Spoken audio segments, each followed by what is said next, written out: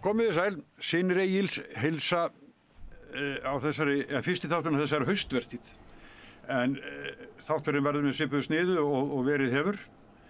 Við ætlum að byrja hér á svona tala stjórnmál og fleira, hérna fyrsta kastið og svo seinni hlutunum ætlum við bræður ég og Gunnar Smári að ræða hvað okkur þykir pólitíska stöðu. En gestir okkar eru ekki að verðandunum. Það Katrín Júlíusdóttir, fyrrverandi þingmaðurráðherra, Drífa Snædal, talsmaður Stígamóta. Kona. Talskona. Já, ok, talskona. Og Þórður Snær Júlíusson, fyrrverandi ritstjóri. Verið öll velkomin. Takk fyrir.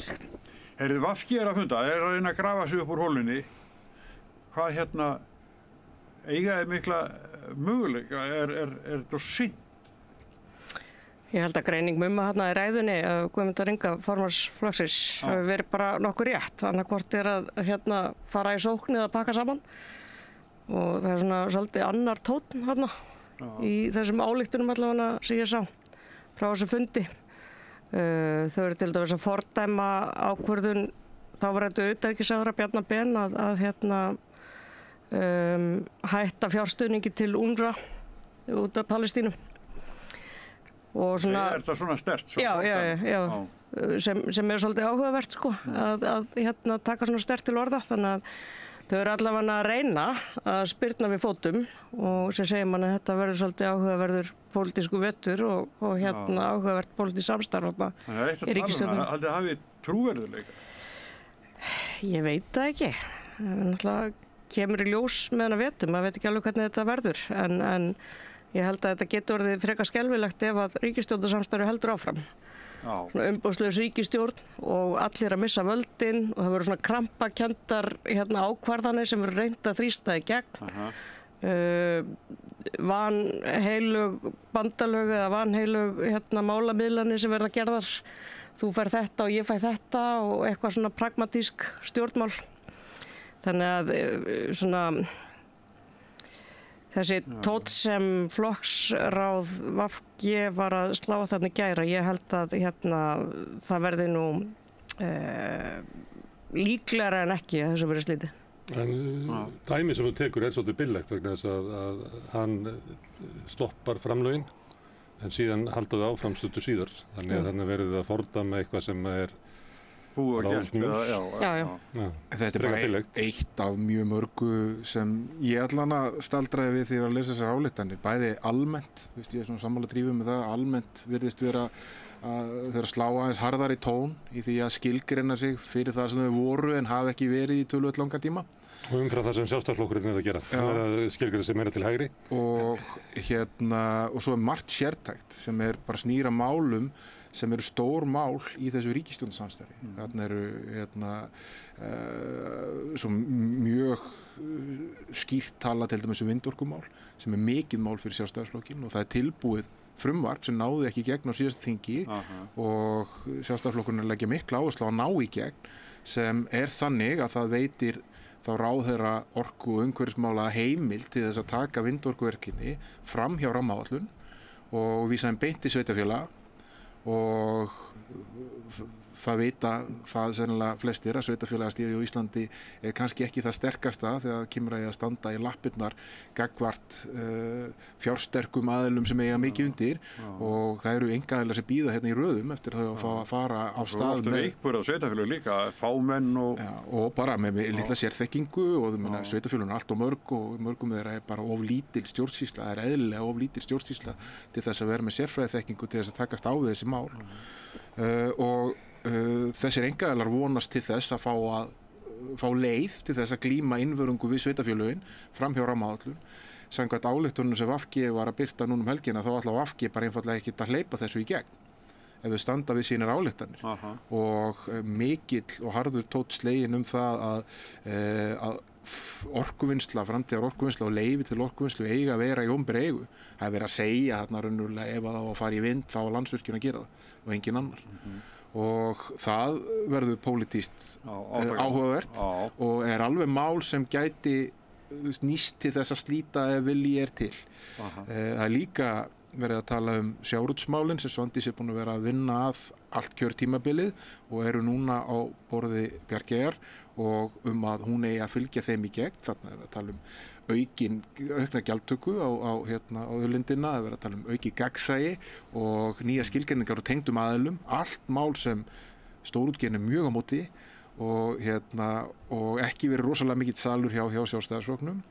Þannig að það er raunverulega ekkert eitt, það er allt þarna í orði sem bendir til þess að þetta verði, ef að VG ætlar að vera eins og þau segjast ætlar að vera í gegnum þessar ályktanir, að þetta verði allan áhugaverður veitur fyrir þá sem áhuga pólitík og erfitt að sjá að þessi ríkisstjórn nái nokkru í gegn ef þau standa fast á því, eins og við ættum að sjá hvort að það sé þannig á borði líka. Samkvæmt þessu, veganesti sem þau fá frá þessum fundi, að þá er líkur á að verði styrkt á milli stjórnarflokkanna. Þau eru að tala auðlegðarskatt, þau eru að tala þrepaskiptan fjármagnstekjuskatt, þau eru að tala að það þurfa að stoppa einkavæðingu og einkarekstur í heilbrigðiskerfinu og menntakerfinu, eitthvað sem er augljós salur fyrir hjá hinum flokkunum og hefur verið að gerast í tíð þessara ríkisstjórnar.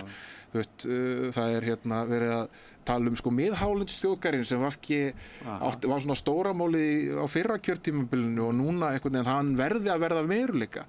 Eitthvað sem hinir flokkarnir eru löngu búin að telja sig hafa unnið þann slag.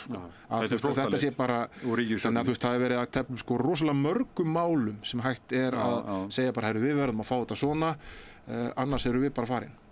Og þarna er allan að vera búið til alls konar möguleika til þess að slíta ef að vilji verið til þess, en svo sjáum við hvað setur. Katrín Lambsdóttir, þú verið að tjáðu pólitísk mál. Já, töluvert. Ég hef ekki verið sjálf í stjórnmálum síðan 2016, og ég var að átta mig á því daginn að það er í haustréttunum 8 ár. En það breytir því ekki, ég hef ennþá skoðun og það er eiginlega betra að vera með sófaskoðun, að vera sófaspekulant. Það er rosa þægilegt. En þú hefur verið Samfylkingin, hún átti mjög bátt á tímabili. Þannig að þú þekkir þetta. Já, og það er náttúrulega líka þannig að þegar við förum inn í stjórnmál þá erum við með miklar hugsjónir og við sjáum fyrir okkur hvernig samfélag við viljum teikna upp og svona. Svo þegar á hólminni komið og þú ert komið með verkefni í hendurnar, þá er þetta ekki alveg svona einfalt vegna þess að þú situr uppi með alls konar bara praktísk úrlausnarefni. Þú ert að reka risastórt batteri, þú ert að tryggja laun kennara, laun heilbrigðisstarfsmanna og allt þetta gangi allt upp og þau komist í skila. Þannig að þetta er rekstur mikið til.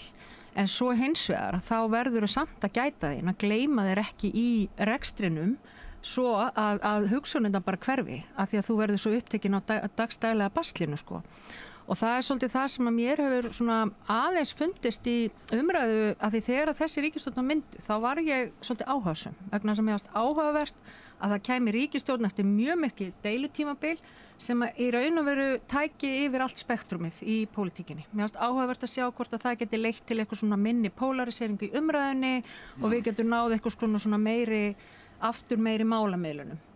En það svona gekk ágætlega fannst mér framan á og ég var ekkert óánægð með þau framan af. En svo þetta annað kjörtímabil hefur mér fundist bara, fólk er svolítið að bíða þessa ríkisstjórn af sér og svo kemur bara í ljós að þau eru raun og vera að því sjálf líka.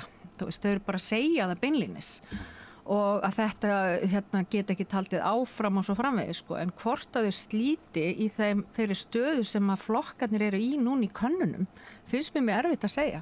Þú þarft að hugsa þetta þannig, ef við höldum áfram verður staðan verri eða verður hún eitthvað, get ég unnið þetta eitthvað upp með því að vera í ríkisstjórn? Það hlýtur að vera það sem þau eru öll að spá í núna og eru bara á kafi að velta því fyrir sér. Mér finnst sjálfri hef ég svona haft á tilfinningunni, ég ætla bara að viðurkenna það, ég tók það ekki út en ég hafði á tilfinningunni að síðustu vetur og sérstaklega síðasta vetur þá hafi fleiri mál verið geymt þegar kemur á afgreiðslu mála heldur en áður. Það er að segja, þau eru ekki að taka af skarið með meiri hlutan sem þau hafa í málum þar sem er ekki fullkomin sátt. Þingi var bara sliti bara í miður umræðu. Og það er náttúrulega bara merki. Líka árið undan Og það er bara merki mjög mikla þreytu og ég efast að þessi flokkar nái sér á strik. Smári, hvað heldur þú þetta? Að með VG. Það er að segja fyrir þessar kosningar. Ég held hins vegar að það sé alltaf jarfiðu fyrir flokku svo Vinstri græna og Sjálfstæðisflokkin, það það í pólitískri umræðu. Þannig að ég held að, en þau þurfu eitthvað tíma til að vinna þetta tilbaka. Það sko, allir flokkar hafa verið með alls konar ályktanir og gert svo bara allt annað. Þannig að ályktanir ekki stefna sem er rekin við ríkisstjórnarborðið.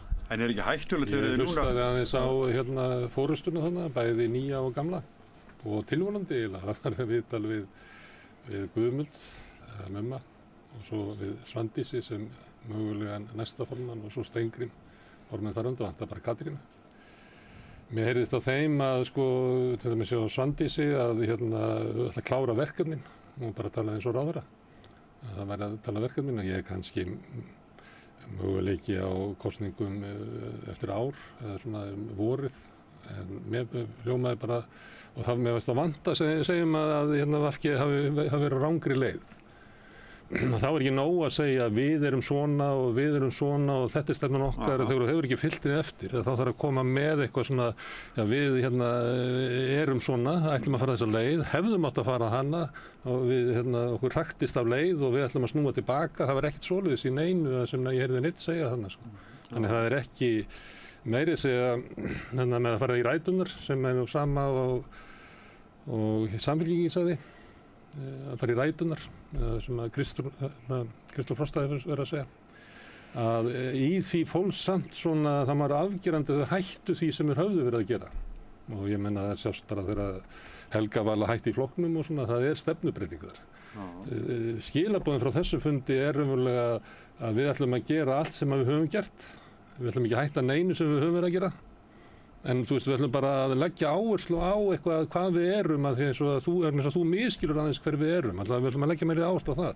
Og mér finnst þetta bara að vera ótrúverðugt. Ég sá ekki neitt svona afl í flokknum, sko. Segjum að það væri já, nú erum við búin að horfast í augu við það að við erum að ranga leið. Við verðum að snúa braut og við ætlum að sækja aflið í sko ræturnar í hvernig við vorum, að þá ætti það sjást einhvern veginn í svona bara líkamstjáningu fólks, að það hefur tryðið svo sjálft. En ég var ekki varð við það. Það er samt ekki núna, það ekki bara svona neyðarútgangur, sko, það þarna með nokkur mál sem það leggja áherslu á, sem við vitum að hinir flokkarnir... Sem hún vil bara klára sig, hún klára sitt. En ekki hinir flokkarnir.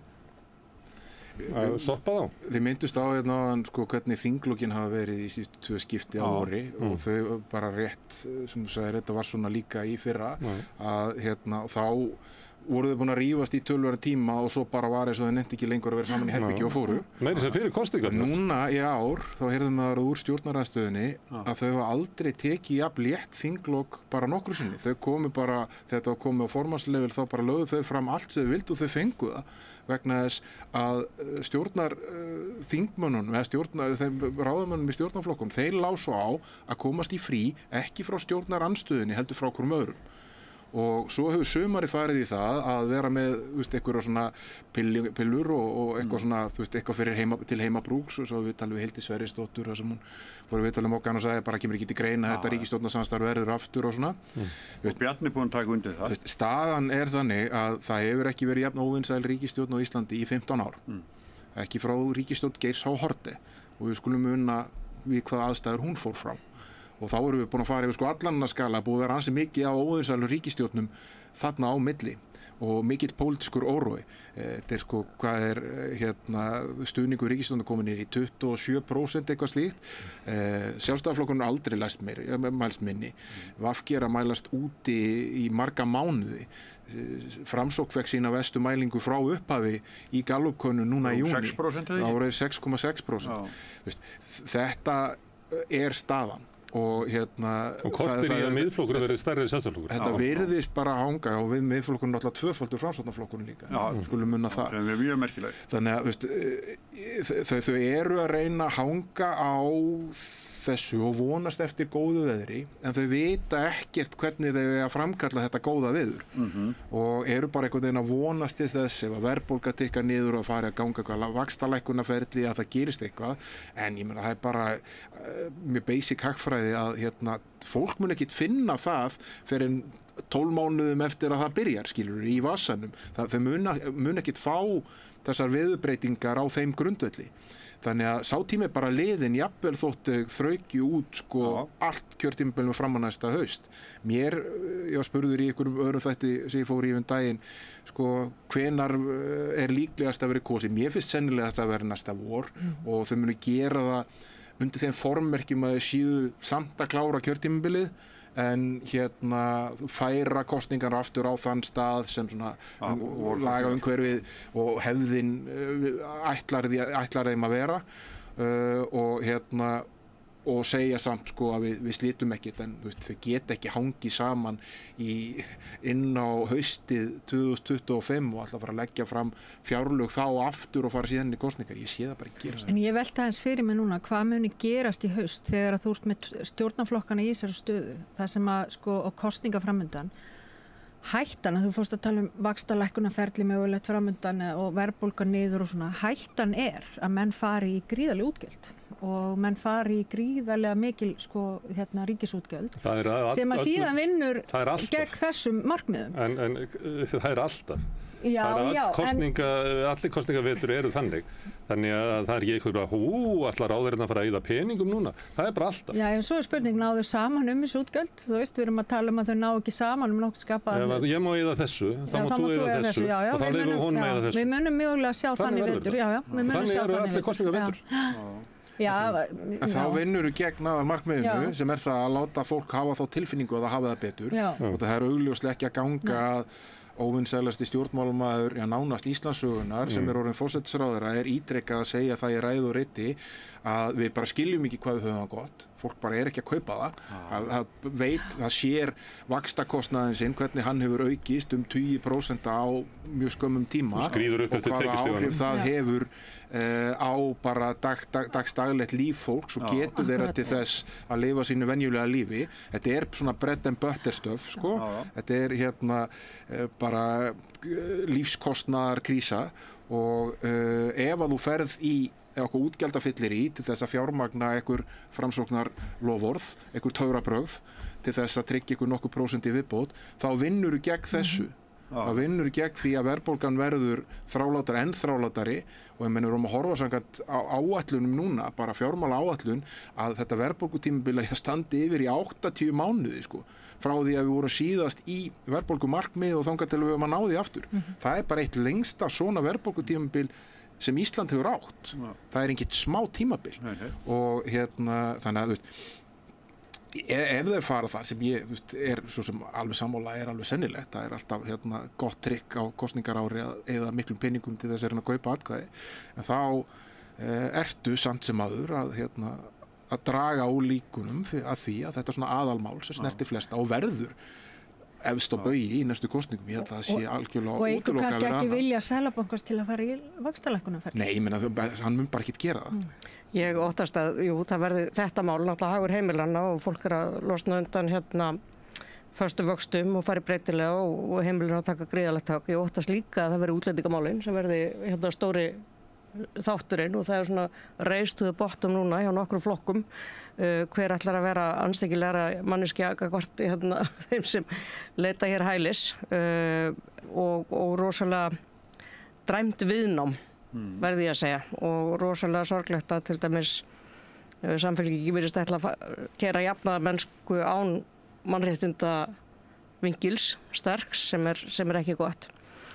Ég hins vegar er með þá hugmynd að Framsókn og Sjálfstæðisflokkurinn munu aldrei hafa þá ferilskorinn sinni hafa slitið ríkisstjórn. Þau ætla ekki að gera það. Þannig að eftir situr VG og þá kemur ljós hvað grasróti segir og það er landsfundur í október.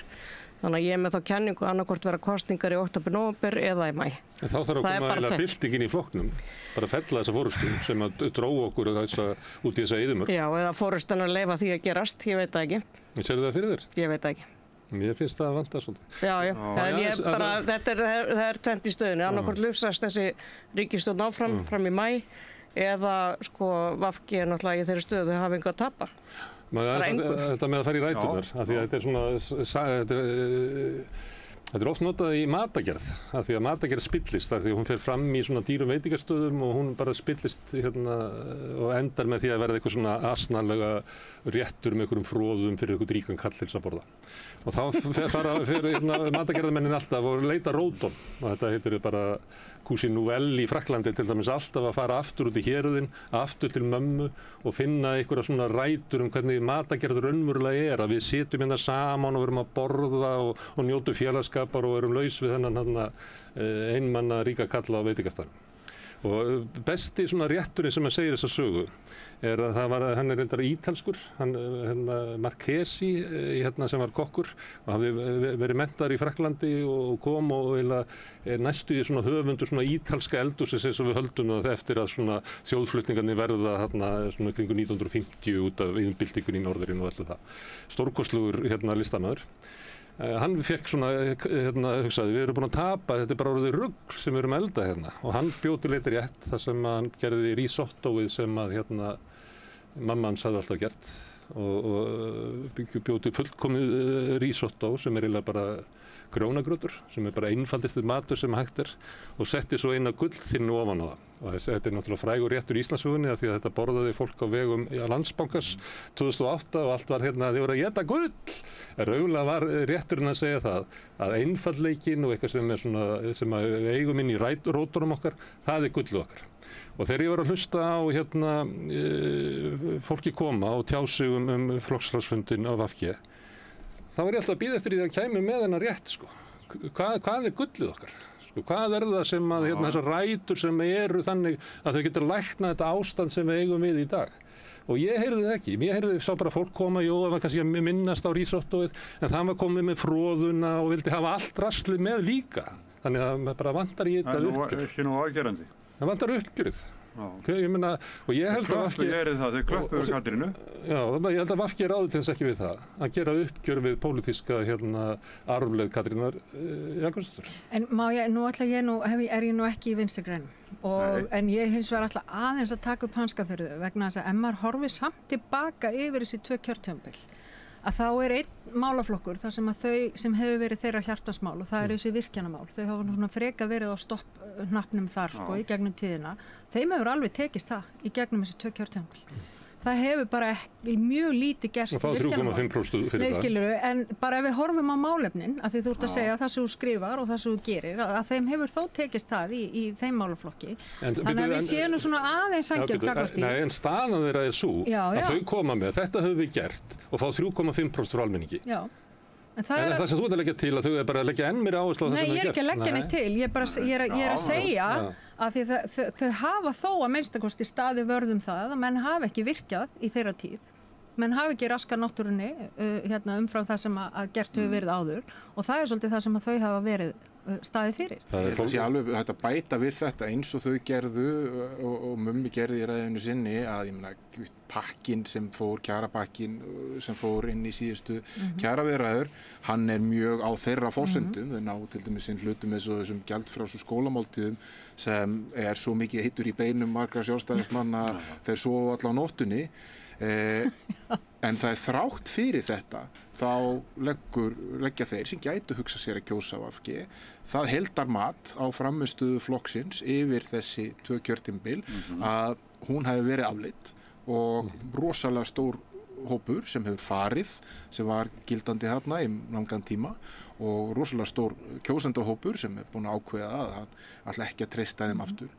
Það er auðvitað þannig að fyrra kjörtímabilið var mjög sérstakt með COVID og þessi ríkisstjórn hentaði vel fyrir það að vera með þetta breiðu ríkisstjórn að takast á við tiltölulega svona, ég ætla ekki að segja einfalt verkefni en venjuleg stjórnmál voru tekin úr sambandið og fyrst og síðast að bregðast við kórónuveiru faraldri heilbrigðislega og svo efnahagslega og það gekk vel og þau fengu svona rally around the flag effekt og fóru inn í kosningar áður en að COVID var búið með meira fylgi en þau fengu í kosningunum 2017 saman þrátt fyrir að það hefði verið tilfærsla þar á milli út af framsóknar töfrabröðum meðal annars og svo bara var alvöru stjórnmálum stungi aftur í samband og þau sitja þá hringinn í kringum borðið og horfa framan í hvort annað og átta sig yfir þetta á því að þau eru ekki sammála um neitt og það hefur verið bersýnilegt öllum það var rétt sem, ég man ekki hver sagði það en mér fannst það bara góð greining, þau eru bara einhvern veginn, það allir að bíða af sér þessa ríkisstjórn, líka fólki sem í henni.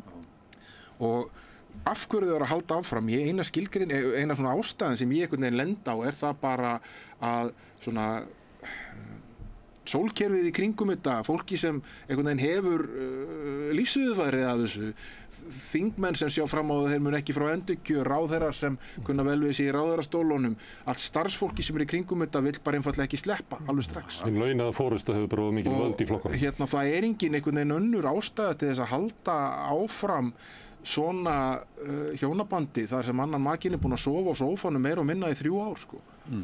Ég held að þetta sé líka það að sko, við vorum bara komum út úr náttúrulega nokkrum, það voru þarna kjörtímabil þar sem voru styttri og það var greinilegt að það var líka þreyta á því, menn vildu svona eitthvað stabilitet. Hver var þreyttur á því? Þetta almenningur sé alltaf til að kjósa. Já, en það er svona, það getur vel verið, en ég er að segja sko, ég held að hafi hlaupið í menn svona þessi vilji til að hafa staðfestu í stjórnmálunum, en á hvers kostnað sko. Þetta er alltaf bara mat. Það er hérna sko formennir Bjarni og Sigurður Ingi, þeir segja báðir ítrekað að þeir sem er svo sterkt umboð, ríkisstjórnin sem er svo sterkt umboð, svo marga þingmenn, en allar skoðanakannanir, alveg sama hver gerir þær af undanförnu, hafa sýnt allt annað. Sko. Þeir eru búin að missa frá sér umboðið í runni, en þeir flagga þess alltaf. En Smári, ekki... Já, en ef þeir væri að nota umboðið til þess að raunverulega koma að klára mál, þá kannski myndum að segja ok, sko. En þeir eru ekki einu svona að því. Þetta væri, sko, þetta er ræða fyrir þann sem er að reka í gegn eitthvað mjög erfitt mál í, stórkostlega þýðingamikið mál sem að nýtur svona, veldur óróa í samfélaginu, en þau eru bara ekki að gera neitt, sko, með þetta umboð. En maður varandi VG, því að sömuleyti að því að þeir eru að tala hvað þau hafa gert. Og til dæmis Katrín alltaf niður í þingi, hún byrjaði alltaf að þylja upp það sem við höfðu gert. Og einhver leyti myndi ég telja að sko þessi framsetning, ég meina og svo önnur til viðbótar sem ég meina ímyndu okkur að við höfum ekki verið ríkisstjórn, ef að miðflokkurinn hefði verið þarna, hvernig væri þá staðan í útlendingamálum, þið kannast við þetta frá VG. Ég held að þessi málflutningur þeirra, það er hann sem að bara nær engum eyrum, sko. Það er ástæðan fyrir að þau eru svona neðarlega, þau koma alltaf í svona einhverju vörn, sko. Það er sagt hérna ástandið svona og svona og þá segja þau, já en við gerum þó þetta, sem er kannski stundum hlustar maður svo ræður og það var verið að tala kannski 100% vanda og það var nefnt eitthvað sem var kannski 2,5% sem að eitthvað svona, þú verður að fá að tala það sko, hvert við ætlum að fara með þetta samfélag. Það getur ekki bara að tala já við hækkuðum, það eru fría skólamáltíðir og við hækkuðum samkvæmt vísitölunni eftirlaunin áramótin 2021 og ég meina, ég held að fólk átti sig á því mjög margir sem sko eru í stöðunni sem ég er í til dæmis að hafa ekki VG að því mér leist ekki á hvert það var að fara áður en þegar var ákveðið að ganga til viðrana við Sjálfstæðisflokkinn að sko það er búið að flytja út vinstrið og það fólk upplifir það sem þennan stóra fórnarkostnað við þetta ríkisstjórnarsamstarf. Það er ekkert sterkt vinstri á Íslandi, sko, þessi skýra sko rödd og maður, ég veist oft hugsaðu mál sem eru í deglunni og hugsaðu að þarna hefði VG gjörsamlega tjúllast á þingi og það er bara þögn. Þannig að það er búið að fletja út stjórnmálin og það er það sem sko, það er ástæða fyrir því að fylgið bara undir því að komast inn á þing af því að fólk upplifir þetta mjög sterkt sem fórnarkostnaðinn og hann er ekki réttlætanlegur. Ögmundur segir það er engin vinstri mann á þingi, segir Ögmundur.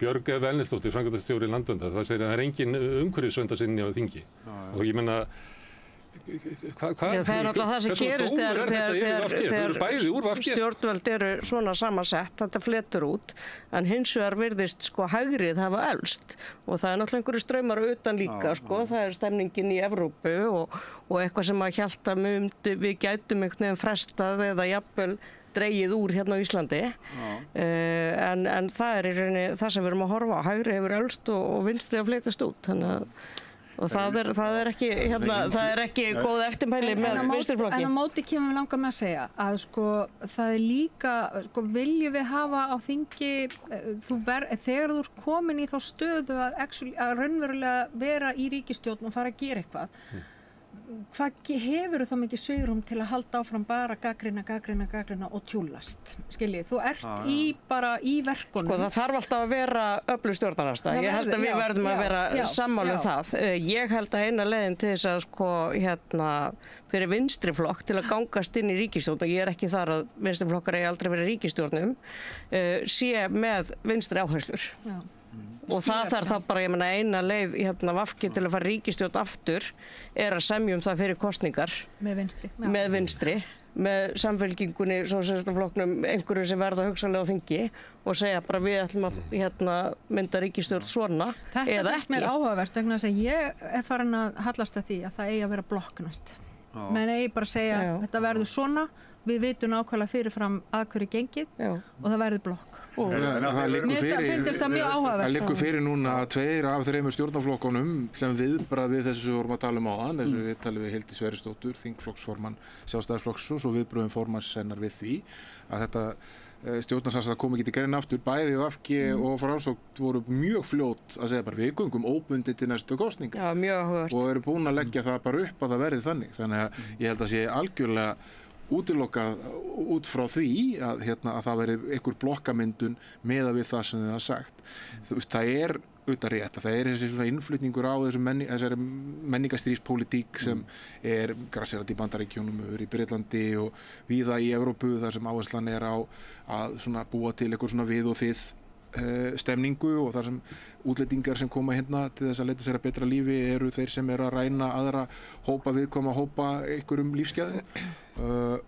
Ég held að bara vandamálið fyrir hægrið hérna á Íslandi núna, Sigmund Davíð má nú eiga það og ég vona að skilja hvað ég á við með því að hann er svona að ná betri tökum á þessari pólitík og hún er að skila honum meira fylgi og hann verður alltaf í yfirboði við Sjálfstæðisflokkinn sem er í grunninn að vill vera klassískur íhaldsflokkur og þarf og virðist ætla bara að vera þarna, ætla bara að fara að keppa einhver prósent við miðflokkin í aðdraganda næstu kosninga með því að reyna að hræða líftórunu fólki það að hér þurfa að stoppa ykkur útlendinga. Svo horfum maður bara á tölunar. Sko í fyrsta lagi er Sjálfstæðisflokkurinn auðvitað búin að vera með þennan málaflokk í 11 ár. Þannig að ef þú ert á þeirri skoðun að útlendingamál séu vandamál, þá er einn flokkur sem ber ábyrgð á því. Það er Sjálfstæðisflokkurinn. En svo horfum við bara töluna núna. Við vorum með mjög óvenjulegt fyrirkomulega þarna vegna sem við hleyptum 2 hópum fram fyrir röðina. Það voru pólitískar ákvarðanir að gera það. Tíma Venezuela, þar sem við vorum að elta Bandaríkin vegna þrýstings það að Guaidó viðurkennd sem forseti í Venezuela 2019 og tókum á móti stórum hópi mjög frambærisfólk frá Venezuela sem var mikla atvinnuþátttöku og gerði mjög vel að komast inn í íslenskt samfélag. Svo tekin ákvörðun það í ykkur svona menningarstríðspólitík að setja tappan í flöskuna og hvað gerist þá? Jú, að söfnuðu saman á annað 1000 Venezuela-búar sem allt í einu mátti ekki vinna og fóru á opinbera framfærslu og juku kostnaði kerfið upp úr öllu valdi og þetta var bara pólitísk ákvörðun tekin að þessari ríkisstjórn.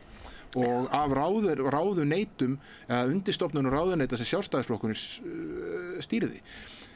Núna í byrjun ágúst fjöldi flóttamanna sem hafa komið til Íslands er rétt rúmlega 1400. Þar eru 2 af hverjum 3 frá Úkraínu og það er á grunni ákvörðunar það að framlengja það að Úkraínumenn fari fram fyrir röðina sem var tekin í mars af ráðherra Sjálfstæðisflokksins og ég held að sé meira og minna engin ágreiningur að við eigum að gera. Það er mjög lítið, það er mjög fáir í samfélaginu sem er að fetta fingur sem að taka móti Úkraínu. Þá erum við eftir með nokkur 100 manns. Eru nokkur 100 manns að sprengja innvið á Íslandi? Nei, þeir eru bara alls ekki að gera það. Þannig að það ætti að vera líka tækifæri til þess bara með vísun í þetta sem ég er að fara yfir núna, tölur, staðreyndir, að færa þessum fyrir aðra flokka, leyfa bara þessu hólfið þarna að kannibalisera hvort annan það, hvor getur gert kjósendur hræddari til þess að kjósa sig og hinir getur bara fara að tala það, jú, við erum í mikill innviðaskuld á Íslandi, meðal annars vegna þess að við höfum gengið gegnum einhverjum mestu samfélagsbreytingar sem við höfum gengið í gegnum nokkur sinni með því að byggja upp atvinnuveg sem er gríðarlega mannaflsfrekur og gengur mjög á innviði og með lága framleiðni sem er ferðaþjónusta sem skilar auknum hagvexti en við haft mjög margar neikvæðar afleiðingar líka án þess að við rukkum raunverulega geiran fyrir það og allt fólki sem hefur flutt sem ég þeirra skoðunar alla börði til þess að bæta íslenskt samfélag mjög mikið. Við þurfum að fara að horfa á inngildingu og það að að laga innviðaskuldina sem við sköpuðum sjálf með því að fara þessa leið og eiga þá samtal og leyfa bara hinnum sem vilja vera bara þarna að tala útlendingamál eins og hér sé það helsta ógn íslensks samfélags að éta hvort annan innan með því. Ég er svo hjartalega sammála þessu og mér finnst þessi umræða útlendingamál, mér finnst hún oft svo óþægileg af því mér finnst hún svo, það er svo mikill ótti í henni. Ótti við að sé vera að taka frá þér eitthvað. En svo þegar við horfum á tölurnar þá hér lítið atvinnuleysi, það er mjög mikil atvinnuþátttaka hjá þeim sem hingað koma og kjósa að koma hingað eða hvort sem þau kjósa það eða þurfa að fara annað og flýja sitt eigið heimaland. Og við eigum að fagna þessu og við getum gert svo miklu betur eins og með inngildinguna þá hefur ég verið mjög hugsað eins og með menntakerfið. Tökum sér dæmi framhaldsskólan. Hvað í boði fyrir þau ungmenni sem eru ekki með íslensku, eru að læra hana og eru ekki jafnvel sterk í ensku. Ekki það sterk að þau geti farið á þessar alþjóðabrautir sem hér eru í boði. Það mjög lítið. Þannig að hvað gerist? Þau detta þar út.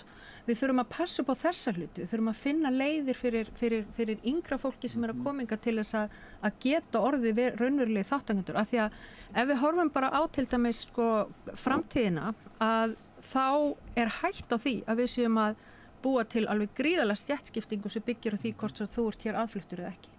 Og það ágefn og það ekki fram. Þessa umræðu vil ég vera að taka innflytjendamál miklu frekar heldur en hvort að við séum að taka á móti svona mörgum eða frá þessu landi byggt á okkur ótta við eitthvað menningar ég veit ekki yfirtöku eða sem náttúrulega bara ég hef enga trú á að muni nokkuð tíman gerast ef við gerum þetta bara vel og faglega og inngildingi verði raunverulega á öllum sviðum.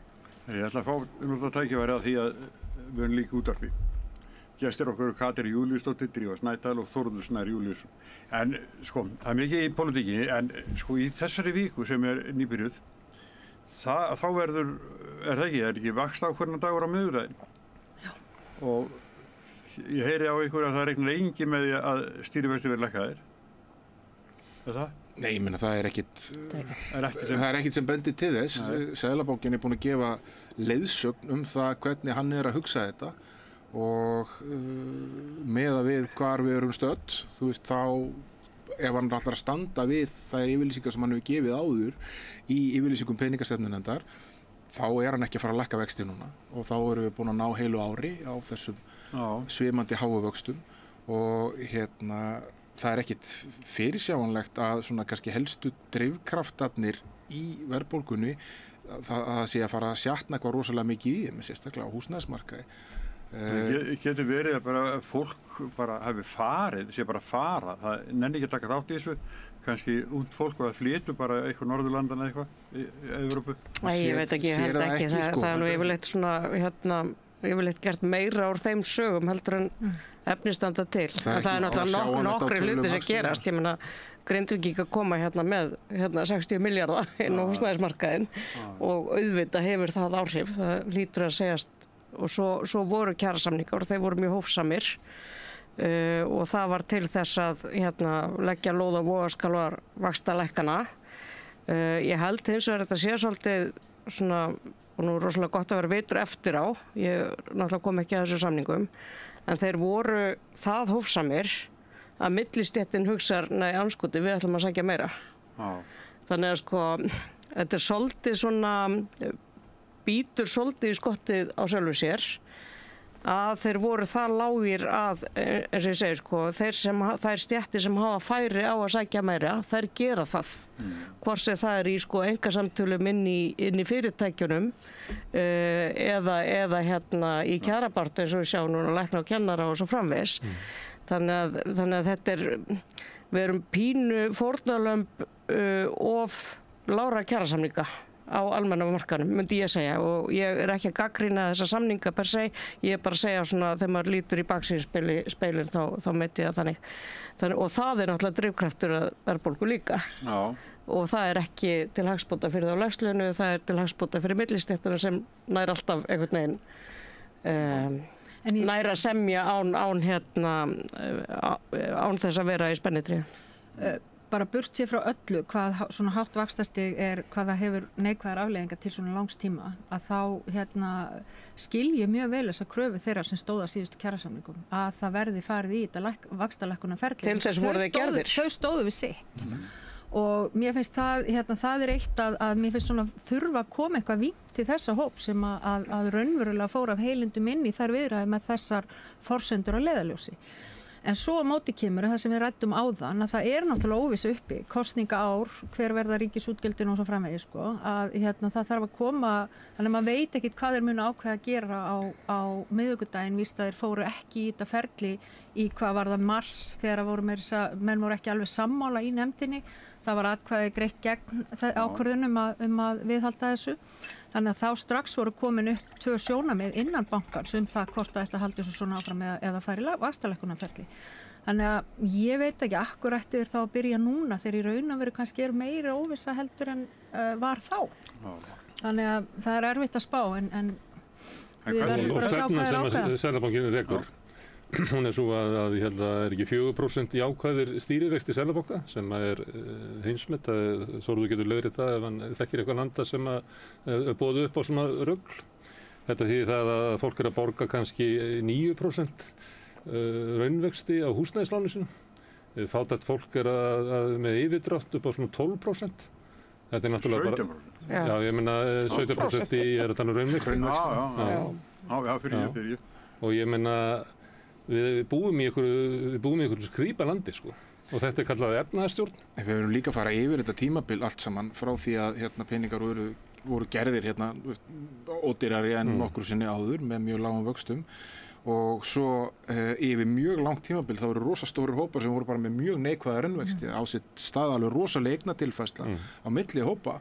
Þeir sem voru hefnir í fastvaxta lottóinu, þeir eru búin að fá rosalega raun eignartilfærslu til sín yfir þetta tímabil, að borga vexti sem eru í engu takti við það og hinir sem eru oft á tíðum kannski viðkvæmustu hóparnir sem hafa ekki, höfðu ekki bara tækifæri til þess að fara í svona fastvaxta óverðtryggða vexti, kannski bara verið í verðtryggðu og annars slíkt, þeir bera alltaf mestu byrðarnar af svona leiðinda ferðalagi eins og við erum búin að vera á í allt og langan tíma núna og auðvitað sem eru með minnst á milli handan, við sáum bara hvernig þróun á ráðstöfunartekjum, kaupmáttur ráðstöfunartekna heimilina hafi verið, en þetta á núna 7 ársfjórðungum þá hefur tvisvar verið aukning og hina hefur bara verið samdráttur í kaupmáttunum og síðasta aukningi var 0,1% sem valla tikkar, hún svo lág. Og aðal ástæðan fyrir þessu eru ekki vaxtagjöld. Vaxtagjöldin bíta og þá hafa hverjulanda stíði fram og sagt bara já en hin hliðin hugsaði bara alla vextina sem fólki sem með peningana sinna á innlánsbókum að fá út af því að það eru vextir á því og svo þá getur maður bara kíkt á Hagstofuna og kíkt bara hvernig skiptast innlán á milli tekjutíunda og það svona sirka helmingurinn eða rúmlega helmingurinn af innlánum hann hjá efstu tekjutíundinni þeir sem eru mestu tekjurnar og ígjurnar þar munu verða meiri skilurðu, þau eru ávaxta það pund mjög vel á mjög háum innlánsvöxtum á meðan þeir sem eiga ekki sparifé og bara lifa mánuði til mánuði og stundum valla það, þeir standa frammi fyrir því að kostnaður við það að vera til sífellt að aukast. Þetta einn raunverulega efnahagsstefna sem rekin hérna. Það verið að flytja peninga frá þeim sem ekkert eiga eða lítið eiga til þeirra sem eiga mikið. Og það verið að gera það með ógnar afli, meira afli, sú kvörn sem gengur á Íslandi öflugur heldur en nokkuð staðar í heiminum. Þetta efnahagsstefna til dæmis VG. Það ekki þannig að byrja Ásgeir gerði þetta í Seðlabankanum, það ekki þannig.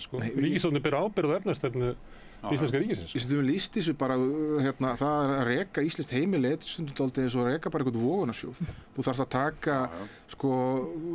taka ákvarðanir svo margt og alltaf að vera á tánum það hvort þú átt að breyta lánaform, stytta það lengi í láninu, átt að fara, er hagkvæmara með verðtryggt núna eða óverðtryggt, stutt verðtryggt eða eins langt óverðtryggt og þú ræðir við með afborganir, átt að festa, átt að vera með breytilega, þú ert að setja fólk í einhver aðstæðu sem eðlilega flest fólk hefur engar bjargir að getu til þess að reikna sig niður og meiri segja fólk sem með ágætis yfirsýn og þekkingu á þessu tekur oft rangar ákvarðanir í þessu vegna þess að það er svo lítill fyrirsjáanleiki. Og þeir sem byggjum til vogunarsjóðina er fólk sem átti svo ógeðslega mikið pening að þau gátu tekið sko mikla áhættu í fjárfestingunum, gátu veðjað á alls konar hesta og tapa miklu fé.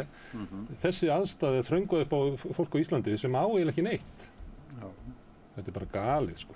Og að við skulum ekki vera einhvern veginn að grípa fram í fyrir hendunar á stjórnvöldum og seðlabankanum sem að bara ganga milli bols og höfuðs á sko lífskjörum.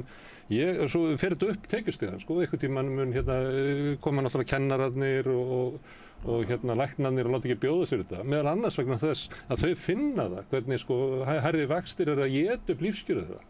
Þannig og við sjáum þetta í könnunum sko fyrir kannski 4-5 árum var það kannski svona 1,50 sem sko var í miklu basli. Þetta er komið upp í 1/3 núna og þetta er bara á leiðin í 40% og 50% vegna þess að við búum hérna við afleita efnahagsstefnu sem í höndunum á fólki sem sko, mér finnst það bara þegar Seðlabankinn kemur eða fjármálaráðherra eða forsætisráðherra, mér finnst það fólk bara að tala tóma sleipur. En þarna finnst mér við líka þurfa aðeins að fara bara, við höfum ekki tekið svona grundvallar umræðu efnahagsstefnu og peningastefnu í mjög langan tíma. Þetta er bara svona business as usual, þetta er bara svona heldur svona áfram og við segjum þetta er svo flókið og þetta er umræðu svo þung og einhvern veginn hún er bara látin liggja og svo ertu með ríkisstjórnarflokkar sem hafa svona meira svona hvað að segja þeir hafa ákveðið að taka ekki á þessu og hafa kannski heldur ekkit á sinni stefnuskrá að gera það en við þurfum að ræða, ætlum við að halda áfram með íslenska krónu, ætlum við að halda áfram að reka samfélagið eins og við höfum gert það með sama hætti. Við þurfum að fara að taka þessa umræðu aftur og við höfum að gera það reglulega og þá er sagt, já það er nú engin töfralausn að gangi í Evrópusambandið og taka upp evru. Nei, það er það ekki, en það er ein af praktískum lausnum sem liggur á borðinu og við þurfum að skoða, það er okkar ábyrgð að gera það. Grundvallarspurningin er, ætlum við að hafa ríkisvald sem að ver hagsmuni og auð hinna ríku eða ætlum við að hafa ríkisvald sem að vera hagsmuni og lífskjör fjöldans? Það er líka spurning, já. En hina spurninguna megum við ekki alltaf horfa, við megum ekki alltaf horfa fram hjá henni og segja, heyrðu, við ætlum að hengja þjóðarstoltið okkar hálsinn á íslensku krónunni. Sko, það er svolítið þannig í dag. Halda áfram á þessum löfléttu nótum. Þetta er ein hliðin, við erum að tala þetta bara raunveruleikinn þrátt fyrir digurbarklegar yfirlýsingar núverandi forsætisráðherra það að fólk bara skilji ekki hvað er gott, það sjáu bara ekki veisluna. Þá er þetta ein hliðin, þessar tilfærslur og þessi svona lífskjara krísa sem blasir við mörgu fólki og er bara grafalvarleg og ein hliðin er svo að við höfum vanrækt mörg velferðarkerfi og innviði í allt og langan tíma og við maður skoða bara til dæmis löggæslu satt svo í mér að ég sjá okkur skýrslu frá lögreglunni að þeir voru að benda á að sko sýnilegir lögreglumenn á vakt á höfuðborgarsvæðinu öllu núna eftir alla þessa fólksfjölgun sem við farið í gegnum eru jafnmargir og voru bara í Reykjavík árið 2007 Meltið þetta eins miklu fleiri verkefni bæði vegna þess að bara íbúum hefur fjölgað og við erum búin að fara frá því að vera með sko nokkur 100.000 ferðamenn í 2 milljónir sko á þessu tímabili. Verkefnin eru bara orðin gigantísk og svo ertu með sko heilbrigðisþjónustuna sem auðvitað líka sér mjög á vegna þess að kunnum hennar hefur fjölgað alveg gríðarlega bæði vegna þess að okkur hefur fjölgað mjög mikið sem búum hérna og vegna þess að þeim sem koma hingað í heimsókn þeir auðvitað líka að lenda í heilbrigðisvandamálum og auka álag á heilbrigðisþjónustuna. Og eru öldruð mörg. Og þetta bara var aðalpunktur í nýrri áskýrslu Landspítalans að benda á þetta. Þetta er, og við erum auðvitað eldast svona mikið samhliða. Samgöngumál, við erum bara, hvað er langt síðan við gerum ykkur göngina? Bara í alvöru. horfum á önnur lönd sem búa við svipara, Noreg, Færeyjar, þar sem samgöngumál eru bara litið á bara mjög nauðsynlega grunninnviði að halda þeim í góðu horfi. Við erum bara með grotnandi samgöngur mjög víða. Þetta nú reyndar ekki alveg sanngjarnt, sko. Og samgöngukerfi sem eru ekki að, Við höfum fundið upp lausbundið slitlag. Ég er alveg til að kvitta undir sko bara heilbrigðismálin og menntakerfið og allt það. Ég held að það sé náttúrulega, það er ákveðin pólitísk stefna að svelta það út í einkavæðingu. Við vitum það og það er verið að gerast í heilbrigðiskerfinu og einhverju leyti í menntakerfinu. Já, sko, í samgöngumálum við náttúrulega vorum með þetta þessi rándýru Vaðlaheiðargöng, þú varst að tala um göng, sko, sem einhver og þú veist, við höfum náttúrulega ekki gert mjög gott móti í samgöngumálum í einkarekstri versus ríkisrekstri en Vaðlaheiðargöng eru náttúrulega nánast sko glæpsamleg. Ég veit það. Þetta er bara svindla fram fyrir áallu á okkur rugli og já, svo bara moka pening. Það er nú kannski ekki eðlileg og bara svona eðlileg samgönguframkvæmd og á kannski ekki að vera eitthvað sem við höfum að horfa til þegar við erum að tala um það. En erum við ekki að gera það núna í Hornafjarðarósi með sambærilega, það sem er einhver framkvæmd svona logið inn, átt að kosta helmikið minna og átt að vera einkaframkvæmd og núna komið bara búin að éta upp. Svo farið vælandi til ríkisstjórnarinnar til þess að fá einhverja milljarða til þess að éta upp alla framkvæmda fyrir vegagerðar. Ég var síðasta kjörtímabilið mitt á þingi, þá var ég umhverfis- og samgöngunefnd og setti mig þá inn í samgöngumálin sem ég hefði ekki endilega verið málaflokkur sem ég hefði verið mest í fram að því.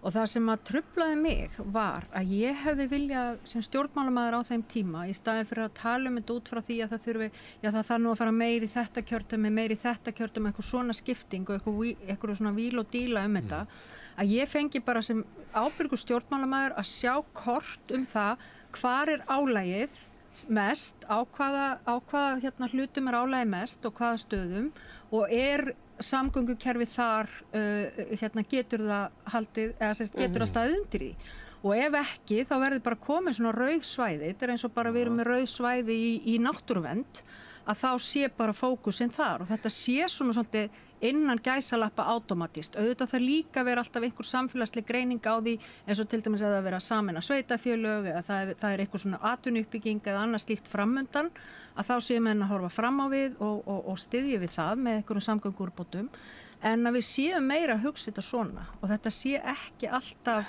hvað var að segja, svona rós í hnappagatt stjórnmálamanna, einstaka framkvæmdir. En veginir því að það hefur svolítið verið talað um það í sumar og kannski að því að veginir eru bara verri, kannski að því að fólk er eitthvað að ferðast. En það eru sumir vegir sem eru eiginlega, það er að taka eiginlega leiðina frá suðurfjörðum Vestfjarða til Reykjavíkur.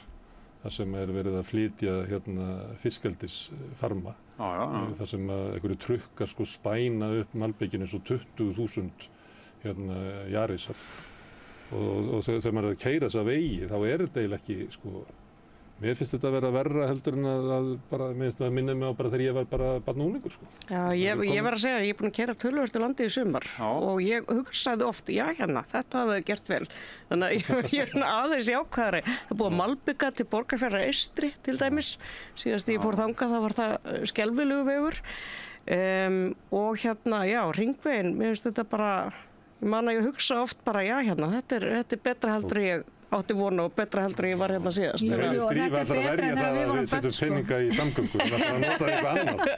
Það er hægt að finna marga vegi sem þarf að bæta og laga. Já, sjálfsög og þetta er alltaf bara eilíða verkefni en ég hef töluvert meiri áhyggjur af heilbrigðiskerfinu og menntakerfinu. En þetta er ekki bara líka malbiki sem slíkt og að veginir og hringvegurinn sé, heldur er þetta gatnamót, eru þau örugg með umferðarþunga og svo framvegis og stundum eru þau það bara ekki. Það eru svona hlutir sem við þurfum að horfa á, ekki bara hvort það sé steinn sem að skýst á bíliðin á okkur og umferðin er miklu meiri með svona ferðarþjónustunni en svo líka það er náttúrulega búið að flytja alla þungaflutninga yfir á vegina, það er engi skipaflutninga lengur þannig að álagið á vegakerfi núna ég myndi halda að væri 40-falt á við það sem var aldamótin. Og ég með sprottuð upp hugmyndir án þess að það hefði verið tilgangum að fara í djúpar samgöngu umræður ég ætlaði nú bara að telja upp mismunandi innviði sem mér hefur fundist svona bersýnilega hafi láta á sjá yfir tíman, en ég meina svo hafa komið upp hugmyndir eins og til dæmis Heidelberg-verksmiðjan og þessi starfsema sem á verið í Þorlákshöfn, þar sem voru hugmyndir um það að fara að keyra ykkur að trukka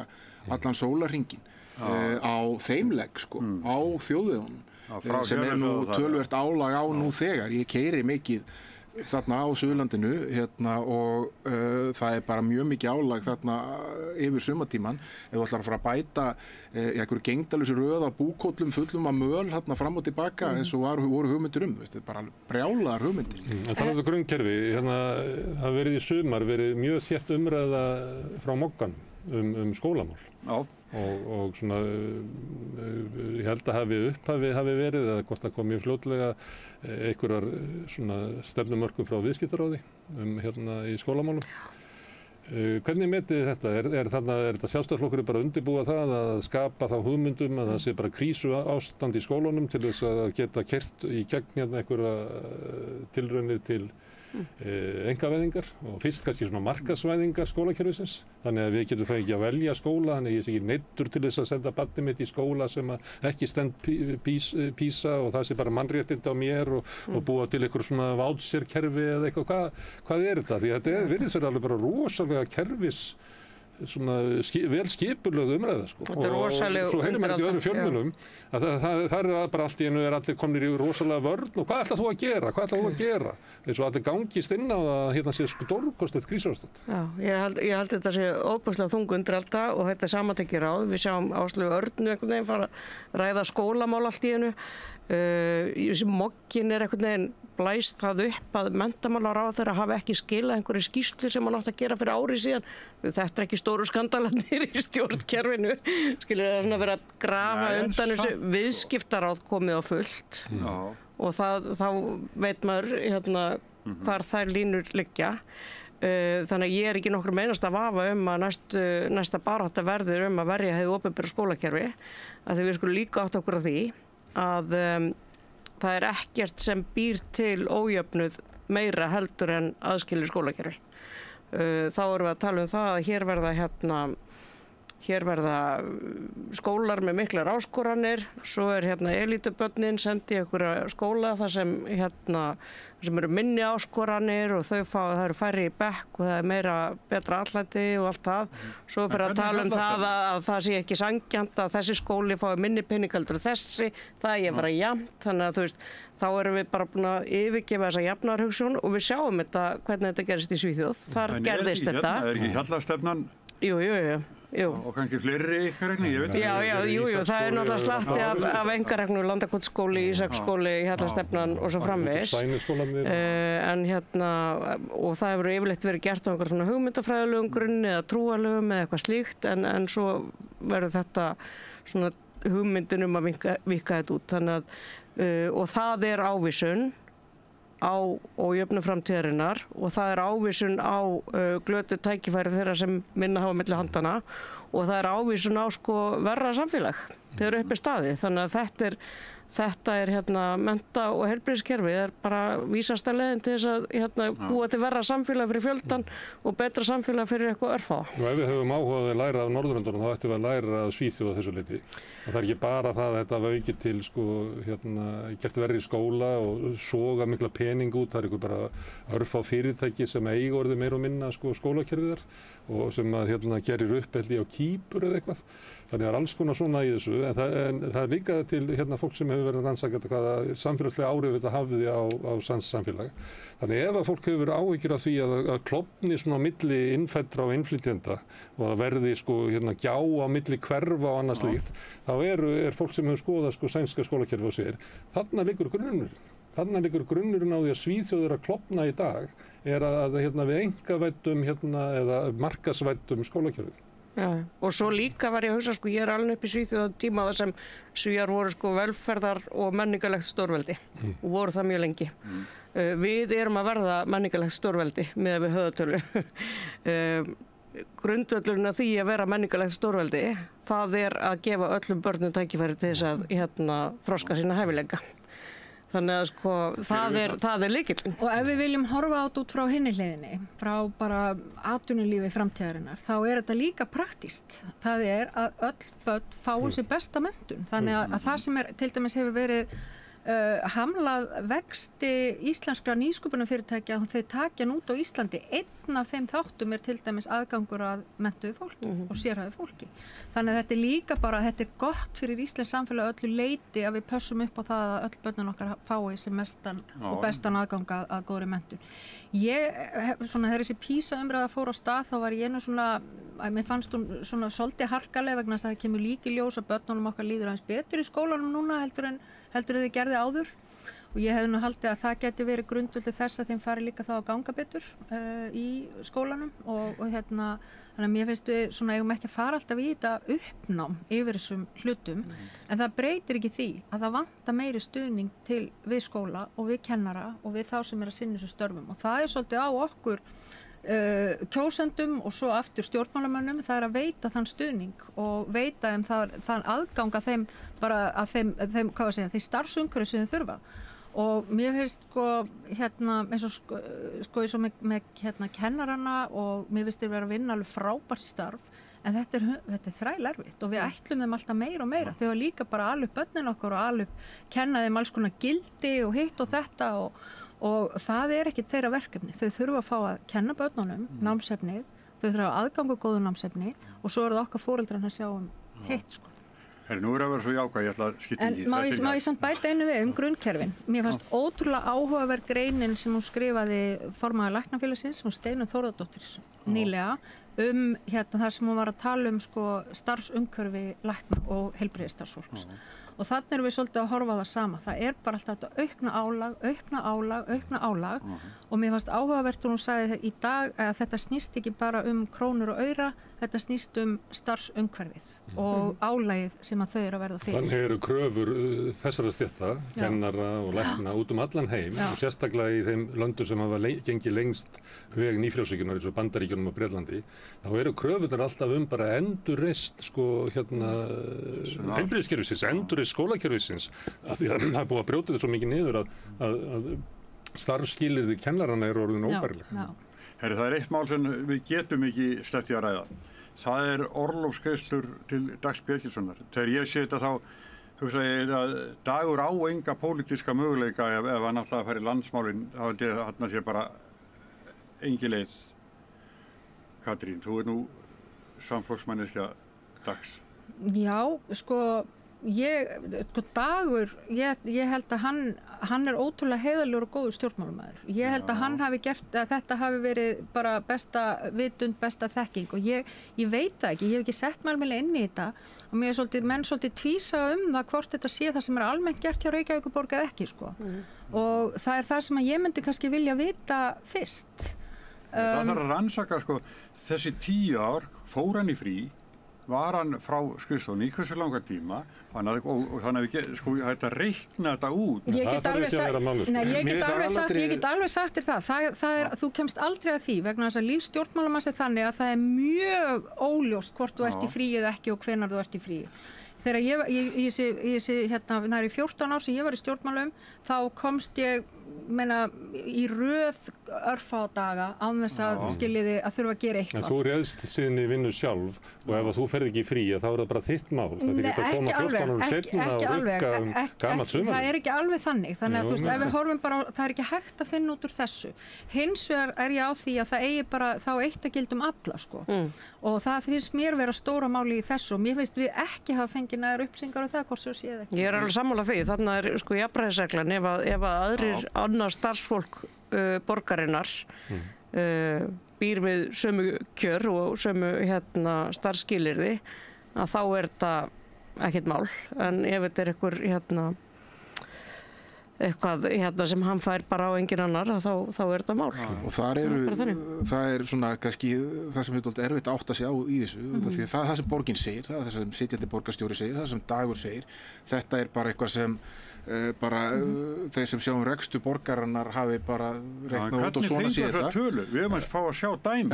Og svo ertu með á hinn bóginn, bara Þóra Nefjörð, formann Samekis, stígur fram á hans og bara, mér finnst þetta mjög athyglisvert sem er með fullt af félagsmönnum sem eru að vinna inn í þessu kerfi og greinilega kom honum einhvern veginn á óvart að þetta væri niðurstaðan sem Sólveig Önnu koma fram og segja að þetta væri athyglisvert líka vegna þess að borgin hafi verið að reyna að setja svona ákvæði inn í kjarasamninga það að orlof ætti að fyrnast hjá opinberu starfsmönnum. Þannig að þá, ef það þannig, þá fer hljóð og mynd ekki alveg saman og núna það bara auðvitað og eðlilega þá borgarinnar og þeirra sem eru í forystu þar, þeir þurfa bara að skýra þetta. Þetta þarf að vera alveg skýrt. Þetta eitthvað sem eðlileg framkvæmd og býðst öllum eða þetta það ekki? Og núna veit ég ekki hvort það sé. Svo getur haft skoðun á því hvort þetta eigi að vera svona eða ekki. Það annar mál. En fyrst og síðast þarf bara að fá hreint það hvort að þetta sé eitthvað sem exklúsíft fyrir þá sem eru þarna í toppbrassinu og eru með mjög há laun eða hvort að þetta sé eitthvað sem bjóðist öllum sem vinna í þessu kerfi. En eitt get ég alveg fullyrt að Dagur B. Eggertsson fór ekki inn á einhverja skrifstofu og sagði mönnum hvernig hægt að gera þetta. Hann fer þarna út og þetta reiknað út af þeim sem að sjá launaútgreiðslu. Ég ætla að vona ég eyðileggi ekki starfslokasamninga Þórðar Snæ sem að hætta sem ríðstjóri. En ef ég var í stjórnarformaður Heimildarinnar og hann kæmi til mín og segði að það hefði verið svo mikið að gera þegar þeir voru að stofna í Kjarnan á sínum tíma og hann ekki geta að fara í sumarleyfi og hann eigi þar 3 vikur frá því 2014 eitthvað, ég myndi hlæja hann út af fundinu. Ég segi ef þú varst í þannig starfi að þú bara tekur þitt sumarleyfi, þú getur ekki komið og rukkað ykkur gömul sumarleyfi hér. Þú ætti bara að fara í sumarleyfi. Ég myndi segja það. Já, ég líka. Þannig að ég held að þegar þú ert yfirmaður og ræður eiginlega þínum tíma að þá þetta bara, þetta er bara vatn undir brúna sko. Og svo ég held að það sem gert við venjulegt fólk, það kemur sagt og heyrðu ég ná inni 3 vikur og þá segir yfirmaðurinn að farðu þá í fríið. Ég held þetta bara þekkist ekki sko. Að það safnist upp sko í 10 ára tímabili, svo það líka eitt. Þú færir eitthvað milli ára, það heimilt til að færa eitthvað milli ára. Við vorum með fólk að ræða vikuskammti sem bara á svona venjulegum launum og það sagði hvað er þetta, þessu 60 dagar og fekk hann 10 milljónir fyrir 60 daga. Og það bara skilur þetta ekki sko. Það bara skilur þetta ekki. Ég að segja það vantar dæmið. Við þurfum að fá að sjá það. Það er hægt að segja okkur bara eitthvað og við efumst, þá verðum bara afsanna þetta. Það ekki. En hann væntanlega á leiði í Og svo líka laun borgarstjórans í Reykjavík alltaf há eins og allstaðar. Þið kannist þessar töflur þar sem að bæjarstjórinn í Kópavogi með hærri laun heldur en bæjarstjórinn í New York og París og London og hvað sem Bæjarstjórinn í Reykjavík, ég meina hvað eru við mörg, 120.000 eitthvað. En hann samt ekki hæstur á landinu sko. Nei, en hann með eitthvað sko 3 milljónir eitthvað og svo fær hann heil mánaðlaun til þess að mæta 1 fund á mánuði í einhverju brunaliðs samæfingu sveitafélagana. Þessi sko laun stjórnmálastéttarinnar er komin út úr öllu korti og þetta byrjaði á eitthvað svona hugmynd að myndi ekki koma í stjórnmál nema vel borgað og ég bara hvet fólk til þess að fari bara 40 ára aftur í tíman. Höfum við fengið betri mannaflátt af þessu? Að þeir sem að sækja í góðu launin, er það betra stjórnmálafólk sem við höfum í dag?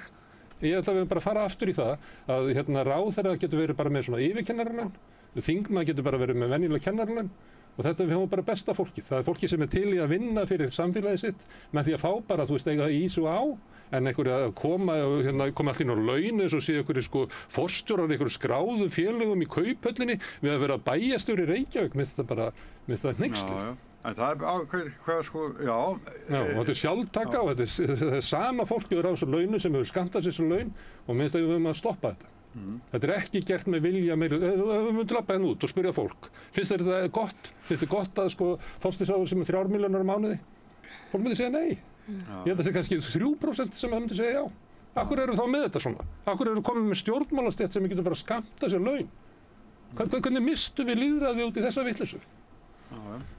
En erum við ekki með kjararáð sem ákveður þetta? Nei, ekki lengur. Hver er það að búi það til? Það var tekið úr sambandi. Ég ætla nú aðeins að taka upp hanska fyrir kjararáð því að þá gat maður allavega svona haft, sko, var það einhver umræði kringum þær ákvarðanir. Nú er þetta orðið sko eitthvað sjálfvirt sem svona svolítið fljótandi eitthvað og fer eftir launaskriði og Féluleikur. Þetta er svolítið átómatist en ég man alltaf þegar kjararáð kom og það kom stundum fyrir að Kjararáð vattu ofan af sínum ákvörðunum eða það var eitthvað aðhald að taka ekki svona ákvörðun næst. Eins og það finnst mér sko áhugaverða umræðan sem við eigum að reyna að leggja á borð samfélagsins, það hvað eðlu launamunur á Íslandi í einu samfélagi og við eigum alltaf að tala launamun þeirra hæstlaunu í samhengi við laun þeirra lægstlaunu og við eigum að taka þá umræðu bara hvað þolum við, hvað sem samfélag erum við til í og mínu niðurstaða hefur alltaf verið við þolum 3 til 4-föld laun, eins og var kannski svona 1960. Já, en hefur einhvern veginn, þetta aldrei skilgreint og þetta aldrei talað í þessu samhengi og ég hef líka haft þann áhuga að setja inn í bara lögum endurskoðun ársreikninga að einingar þurfa að skilgreina launamun innan sinna eininga. Bara hæstu og lægstu og vera með einhvern stuðul þar. Og þá hægt að gera það hjá ríkinu, það hægt að gera það hjá sveitarfélögum og svo framvegis. Ókosturinn við þetta eða flækjustigið náttúrulega það alltaf verið að fela laun og það náttúrulega eitt sem þarf að taka á. Við byrjuðum að tala um ríkisstjórnina og þetta atriði, hvað þau eru vel launuð, atriði í þessu máli. Það eru ráðherrar sem eru bara með alveg fáránlega góð laun og eru með bílstjóra og 2 aðstofamenn til þess að einhvern veginn að klappa sér hvað er alltaf svo snjall og eitthvað svona. Þau eru búa við aðstæður sem bara erfitt persónulegt fyrir fólk að sleppa. Þannig það mannlegt og það lýgur að sér einhvern veginn að geti sparkað dollinni niður veginn eitthvað og kannski verður þetta skárra þar. En auðvitað spilar það inn í það. Þetta fólk sem að ég skal bara, Svandís Svavarsdóttir fengi hvergi þessi laun sem núna. Það var ekki heldur Mummi og ekki Bjarki Olsen og kannski fengi Bjarni Ben þessi laun í sínu félagi en Sigurður Ingi fengi ekki þessi laun og þannig að við erum komið svona óeðlilegt ástand að við erum með fólk sem situr á völdum eins og hefur verið komið fram gegn vilja þjóðarinnar en það með aðstöðu við það persónulega við að sitja hanga á þessu völdum sem eiginlega sko langt fyrir ofan það sem að venjulegt fólk þarf að búa við. Sumir myndu fá meira, aðrir myndu fá minna, ég held að sé alveg þannig en hins vegar að þá sko, mér finnst stjórnmálafólk á að vera ágætlega borgað en ég er sammála því að það að launin eru farin að slaga upp í forstjóralaun í skráðum félögum eða forstjóralaun í stærstu fyrirtækjum landsins að þá þurfum við að staldra við. Mér finnst að yfirkennarar eiga að vera bara vel launaðir og ráðherrar geta bara sett sér við þau laun. En þegar ég byrjaði að tala Dag B. Eggertsson og þingframboð, ég ætla að spyrja því Katrín. Ætlar þú aftur í stjórnmálinu? Nei. Það ekki á borðinu eins og Það kýtlar að þetta góða gengi samfélkingarinnar? Nei, ég fagnaði, mér finnst mikið öflugu fólki þar og ég hrifin af mikið af hugmyndum Kristrúnar en ég ætla bara að fá að vera svona hamingjusöm í bakgrunni og fá að styðja við gott fólk. Ég var í 4 kjörtímabil og mér finnst það bara alveg nóg. Já. Og ég held að það smá efið þess að Nei bara alls að reyna að dýrka fram ég það ekki sko það bara engin efi það mátti alveg reyna, hvað þetta? Þú veist, maður þarf að kunna að hætta sko ég hætti og ég tók það ákvörðuna vel ígrunduðu máli og 4 kjörtímabil feiki nóg í stjórnmálum og ég hugsaði bara ég myndi fara að gera öðrum og sjálfur mér mikið ógagn ef ég held áfram vegna þess að mér bara það fyrir að hafa áhrif á því á svo mörgu leyti að vera svona lengi á sama stað. En hefur tveir aðrið þingmenn þessi tvö eru spröðlandi fest. Drífa, ættu þú ekki að vera á þingi? Nei, ég er bara alltaf í pólitík. Já, en ættu ekki að vera á þingi? Já, það þarf ekki til þess. Nei, ég held að ég sé bara ágætlega að setja sig núna. Ég bara að hætta eftir sko að vera rúm 11 ár að reka lítill og meðalstóran fjölmiðil á Íslandi og ég ætla bara að taka mér tölvöna tíma í það að ákveða hvað ég ætla að gera næst.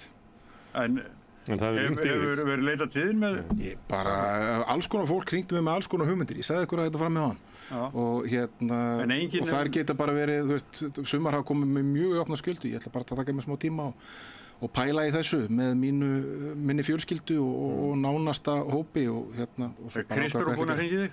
Ég bara ætla ekki að segja hvort að geimferðarstofnun Bandaríkjanna er hringt við mig eða einhver stjórnmálamaður eða hver sem er. Það ýmislegt sem áhugavert sem hefur verið pikkað út af og ég ætla bara að taka tíma til þess að hugsa. Þú hefur nokkra að velja. En smárið á þeir tölum svo mikið vinstri græn og þau ætla svona lengra til vinstri. stefnir þá ekki í það að Vinstri græn og sósíalistaflokkurinn svona sækja á sömu mið? Ég átta mig ekki alveg á því, sko.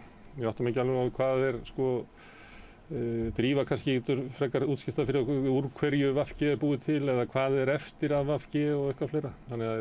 Nei, hvað segja það að gera, það kannski stóra málið.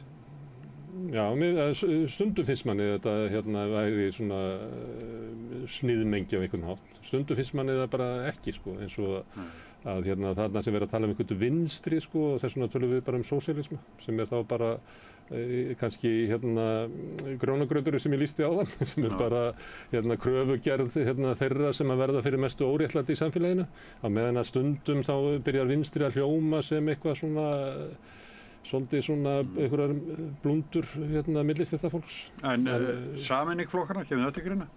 Hefur það verið rætt? Það held ég ekki. Ég hef engan heyrt nefna þetta. Nei, þú myndir vita það væntanlega ef það hefði... Já, ég hef engan heyrt nefna þetta. Engu dottið þetta í hug, held ég. Nei, nema mér. Já, enda ég hef engan heyrt nefna þetta. Og ég veit að það var við gengum framjá inn á herbergjarninni þar sem var kosningastjórn sósíalista að undirbúa svona hvernig flokkur... Þú ekki í því? Þú ekki þar? Nei, ég ekki í því. Ég í framkvæmdastjórn.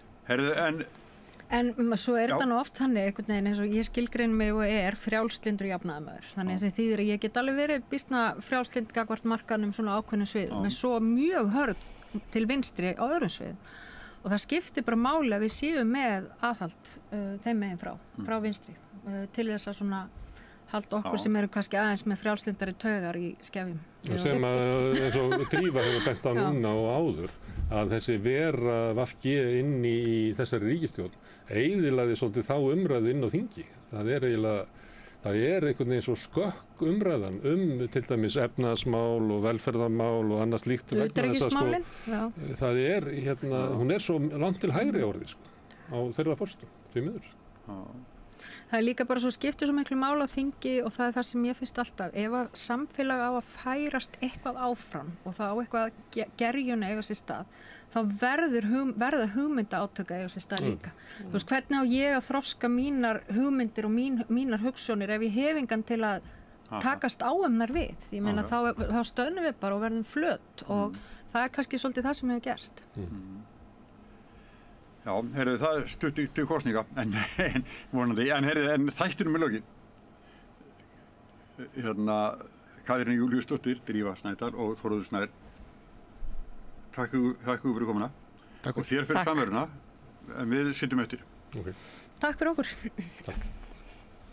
Gerist áskrifendur á Samstöðinni og taki þátt í að byggja upp öfluga og róttæka samfélagsumræðu.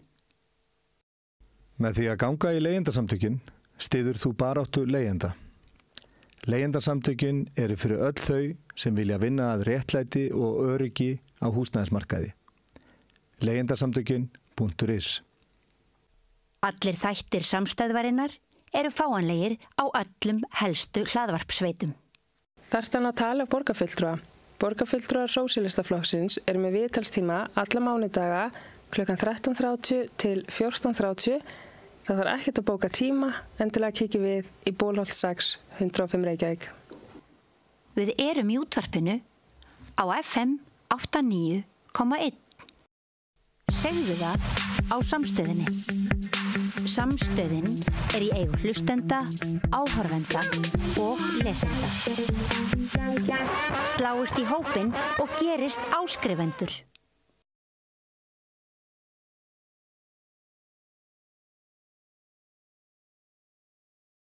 Vesla peninga?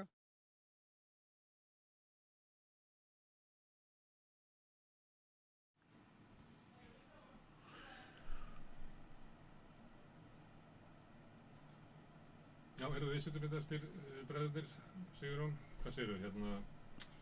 Tölum svolítið mikið VG. Já, mjög. Það er náttúrulega að gefnum tilefni. Já, en það er nú búin að vera kannski staða sem búin að vera svolítið lengi.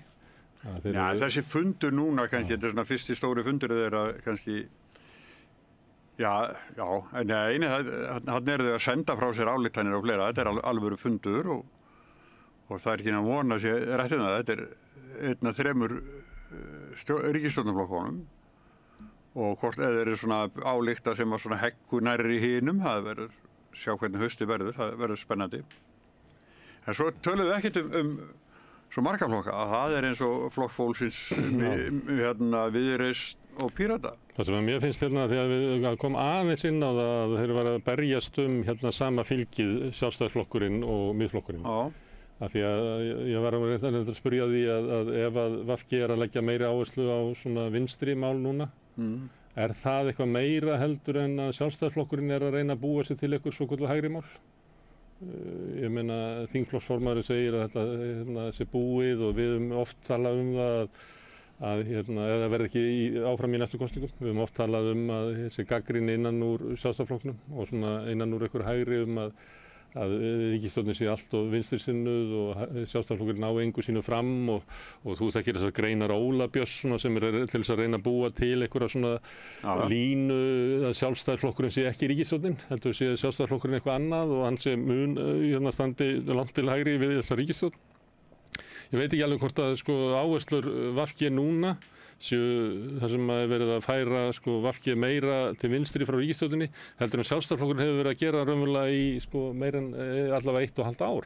Alveg frá ræðu Bjarna Ben á tröppum Bessastaða þegar það var verið að skipta dómsmálaráðherra sem var líklega í júní eða seint í maí eða snemmi í júní í fyrra. Og síðan þá hefur fylgi Sjálfstæðisflokksins minnkað og flust yfir á Miðflokkinn. Og að því að var svona umræð það, ég held að Þórður Snær hafi sagt það, að þau værið að glíma sama fylgið. Að það kannski skipt einhver máli. Að þá hef ég alltaf fylgst svolítið með þessu að ég tel saman fylgi þessara flokka. Og það var 29,8 í síðustu kosningum. Þegar Miðflokkurinn var bara 5% og núna það sem að Miðflokkurinn komin yfir 14%, það voru 31,8. Þannig að það eru 2% stig sem hafa færst frá öðrum flokkum til þessara flokka sameiginlega. Þannig að það er rétt sem að Þórður Snær var að segja að langstæðstu leyti þetta átök þeirra á milli og það sem að hefur gerst og það var eitthvað sem að þekkti ágætlega til hollenskra stjórnmála, var að útskýra þetta. Að þegar að svona klassíski hægri flokkurinn þar tók upp stefnu frelsisflokksins í innflytjendamálum að þá stækkaði frelsisflokkurinn en klassíski flokkurinn minnkaði. Og sömuleyti held ég að við getum séð þetta að þegar að Bjarni á tröppunum og telur sig þurfa að ávarpa vont fylgi síns flokks að þá var hann með svona 21%.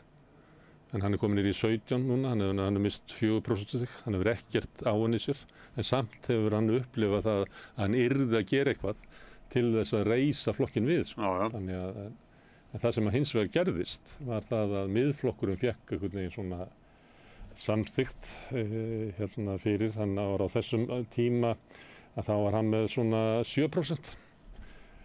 Þannig að það sem hefur gerst er að 4% hafi farið frá Sjálfstæðisflokknum yfir á Miðflokkinn og auk þessu við Miðflokknum tekist að ná í eitthvað svona 3% til viðbótar.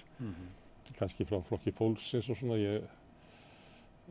mér sýnist það á þessum tölu gæti verið það. Og svo náttúrulega er þetta ekki alveg þannig að það fari eitthvað fylgi frá einu flokki til næsta, það er náttúrulega eitthvað bara er á hreyfingu. Mér finnst þetta að vera kannski, ég held að vera skemmtileg umræða í pólitíkinni svona á næstu vikum. Getur það gerst á Íslandi sem hefur gerst í Hollandi, í Frakklandi, á Ítalíu, og að sömuleyti munaði eiginlega áherslurnar í kosningunum sem voru í Bretlandi núna í vor, voru það að nýja hægrið eiginlega stal sviðinu og það voru allar fylgissveiflurnar voru þangað. Verkamannaflokkur var ekki að vinna neitt, hann var bara að tapa fylgi. Og aðrir voru bara að taka fylgishrun íhaldsflokksins og langmest fór til flokks Farage. Þannig að ég held að það verið spennandi að sjá á svona næstu 2-3 mánuðum hvort við fáum kannanir þar sem að Miðflokkurinn mæli stærri heldur en Sjálfstæðisflokkurinn og Sjálfstæðisflokkurinn verður þá orðinn 3. stærsti flokkurinn. Það stefnir í það óbreyttu. Já, en þú veist, það er þetta kallar línuleg jafnaði, þú reiknar með að sko framtíðin verði nákvæmlega eins og línan í fortíðinni, en það rætist ekki alltaf. Ekki alltaf, nei. En mér finnst það minnst ekki verið að draga úr gagnrýni inn í Sjálfstæðisflokknum á stjórnarstefnuna. Mér finnst núna kannski frekar en fyrir, ef að segja 9 mánuðum, þá eiginlega allir sem ganga út frá því að Bjarni geti ekki orðið formaður í næstu kosningum. Já. Þannig það er að grafast undan honum og þar með viðurkenningu á því að hann geti markað stefnuna. Og hans stefna sem hann markar við myndum þessar ríkisstjórnar var það að við myndum þessar ríkisstjórnar þess að við verðum að ná fram fyrir næstu kosningar. Við verðum að ná tökum á verðbólgunni og efnahagsmálunum. Við verðum að ná tökum á innflytjendamálum sem hann leggur áherslu á. Og hvað ætla það að verið þriðja? Það var eitthvað svona mál sem hann leggur áherslu á. Og svona þetta venjulegu ástandi í flokknum að þá myndi flokkurinn segja já, heyrðu þetta er stefna sem við förum og þangað ætlum við að fara í næstu kosningar. En maður heyrir það alveg núna að það hefur engin trú á því að hann gerir þetta. Og þar alveg eru svona meiri raddir inn í flokknum að flokkurinn sé á okkurum villigötum og þess vegna heyrir þingflokksformanninn og hinn og þessa svona adressa það með einhverjum hætti að flokkurinn þurfa að fara í einhverja hugmyndalega endurnýjun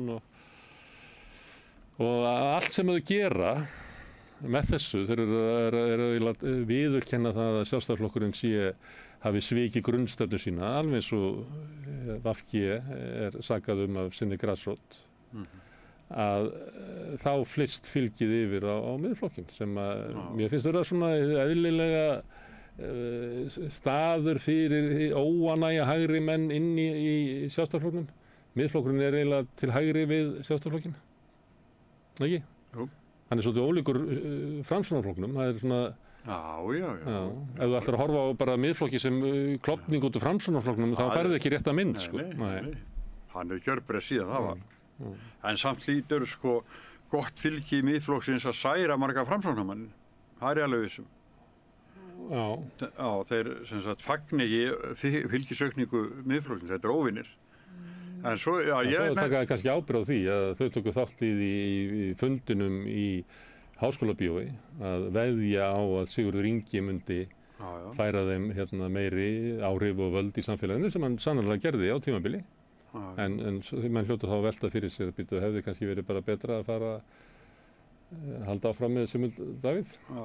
Ég var með í viðtali á miðvikudaginn, þá var einn af þingmönnum Framsóknarflokksins og ég spurði hann hvort hann þætti eðlilegt að þegar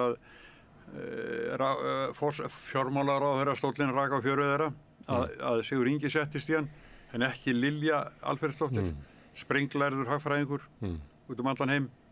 Þetta er ekki mælikvarði sem er notaður, sko. Ég veit það. Það er bara goggunarröðin. Þetta er eins og með VG að þegar þá kom þetta svona reyndur stjórnmálamaður þegar að Steingrímur Hermannsson fór í Seðlabankann. Þá notaði þetta. Hann væri bara búinn að koma hagfræðipróf bara út af því að hafa verið í stjórnmálum í svona langan tíma. En það er sama með þegar VG missir forsætisráðherrastólinn og fær innviðaráðuneyti í staðinn sem var þá búið að tjasla saman einhverju fyrir Sigurð Inga þannig að myndi virka sem ígildi svona forsætisráðherra eða fjármálaráðherra. En þá var það Svandi sem að færi sig þangað þótt hún hafi haft með alls konar ókörð verkefni í matvælaráðuneytinu og hefði kannski verið svona, ef þetta væri fyrirtæki, væri eðlilegt að hún væri það bara áfram og væri bara fundin ykkur í innviðaráðuneytið.